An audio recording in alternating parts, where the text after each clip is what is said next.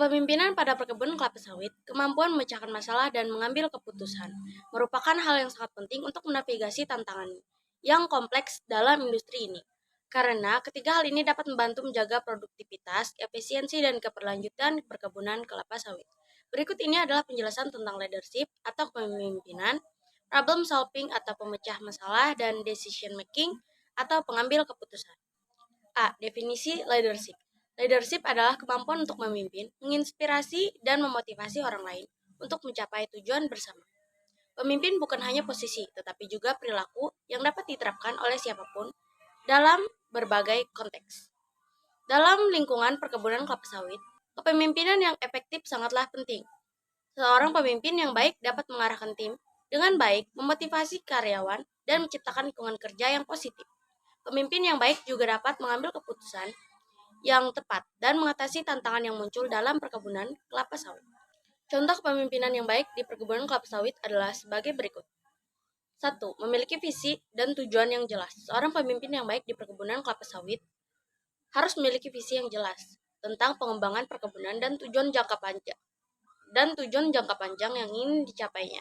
Visi ini akan menjadi panduan dalam mengambil keputusan dan mengarahkan tim kerja. Kedua, yaitu kemampuan berkomunikasi yang baik.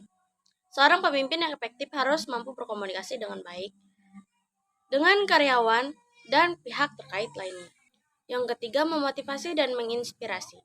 Seorang pemimpin yang baik di perkebunan kelapa sawit harus mampu memotivasi karyawan untuk mencapai hasil yang lebih baik. Mereka harus mampu menginspirasi tim untuk bekerja keras, menghadapi tantangan, dan mencapai tujuan bersama. Yang keempat, kemampuan mengelola konflik. Konflik dapat terjadi di lingkungan kerja manapun, termasuk di perkebunan kelapa sawit. Seorang pemimpin yang baik harus memiliki kemampuan untuk mengelola konflik dengan bijaksana, mencari solusi yang adil, dan memastikan keharmonisan di antara anggota tim. Kelima, keputusan yang tepat. Seorang pemimpin di perkebunan kelapa sawit harus mampu mengambil keputusan yang tepat dalam situasi yang kompleks. Keputusan yang baik akan mempengaruhi produktivitas dan keberlanjutan perkebunan kelapa sawit. Selanjutnya yaitu B. Problem solving dalam leadership. Pemimpin perlu memiliki keterampilan dalam menyelesaikan masalah untuk menjaga kelancaran proses dan mencapai tujuan. Problem solving membantu mengatasi hambatan dan meningkatkan efisiensi, karena pemecahan masalah merupakan keterampilan yang penting dalam perkebunan kelapa sawit. Dalam industri ini, berbagai masalah dapat muncul, seperti serangan hama, penyakit tanaman, atau perubahan cuaca. Kemampuan untuk mengidentifikasi masalah, menganalisis akar penyebabnya, dan menemukan solusi yang efektif sangat diperlukan untuk menjaga produktivitas dan keberlanjutan perkebunan kelapa sawit. Langkah-langkah problem solving yang pertama ada identifikasi masalah. Langkah pertama dalam pemecahan masalah adalah mengidentifikasi masalah yang ada di perkebunan kelapa sawit. Masalah tersebut dapat berupa serangan hama, penyakit tanaman, atau perubahan cuaca yang dapat mempengaruhi produktivitas dan kualitas tanaman. Yang kedua, pengumpulan data. Setelah masalah diidentifikasi, langkah selanjutnya adalah pengumpulan data terkait masalah tersebut. Data yang dikumpulkan dapat berupa data cuaca, data tentang serangan hama dan penyakit, atau data lain yang relevan dengan masalah yang dihadapi.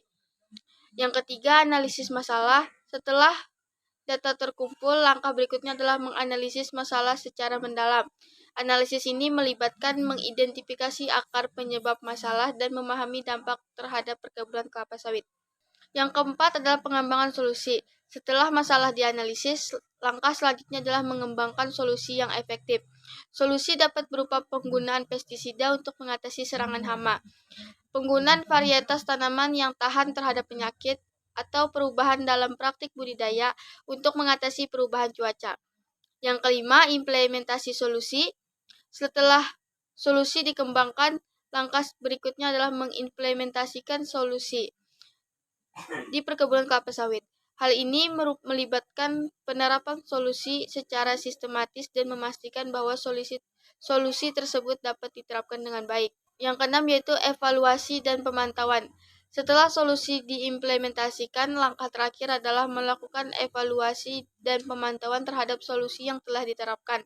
Hal ini penting untuk memastikan bahwa solusi yang diambil efektif dalam mengatasi masalah yang ada di perkebunan kelapa sawit. Yang selanjutnya itu C, decision making dalam leadership. Pengambilan keputusan yang baik sangat penting dalam perkebunan kelapa sawit. Para pemimpin dan manajer perkebunan harus mampu membuat keputusan yang tepat dalam berbagai situasi, seperti keputusan investasi, keputusan pengelolaan sumber daya, atau keputusan strategis.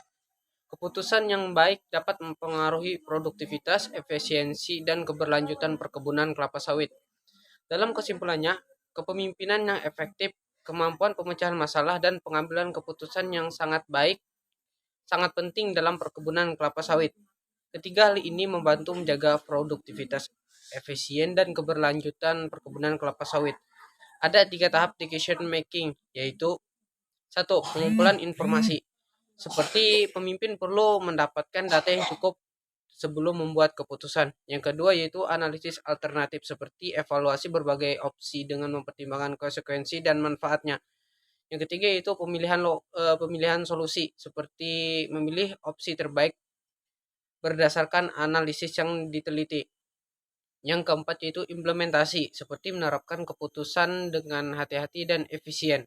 Proses pengambilan keputusan adalah langkah-langkah yang dilakukan untuk memperoleh informasi yang cukup, menganalisis alternatif, memilih solusi yang terbaik, dan mengimplementasi keputusan dengan sangat hati-hati dan efisien. Berikut ini adalah 3 contoh yang lebih detail mengenai proses pengambilan keputusan dan bagaimana mereka terhubung dengan 4 aspek yang telah disebutkan sebelumnya. 1. Diversifikasi tanaman.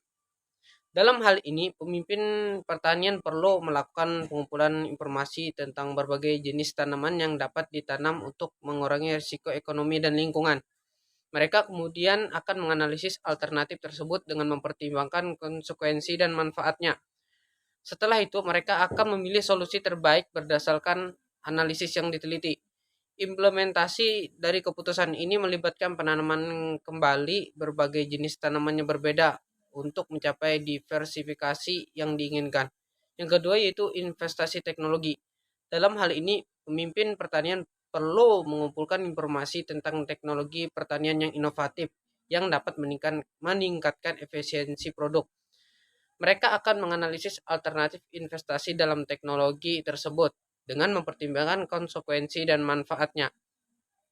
Setelah itu, mereka akan memilih solusi terbaik berdasarkan analisis yang diteliti. Implementasi dari keputusan ini melibatkan investasi dalam teknologi pertanian yang dipilih untuk meningkatkan efisiensi produk. Yang ketiga yaitu pemasaran dan distribusi. Dalam contoh ini, pemimpin perusahaan kelapa sawit perlu membuat keputusan strategis terkait pemasaran produk kelapa sawit dan distribusi pasar global. Mereka akan mengumpulkan informasi tentang pasar global dan tren pemasaran terkini.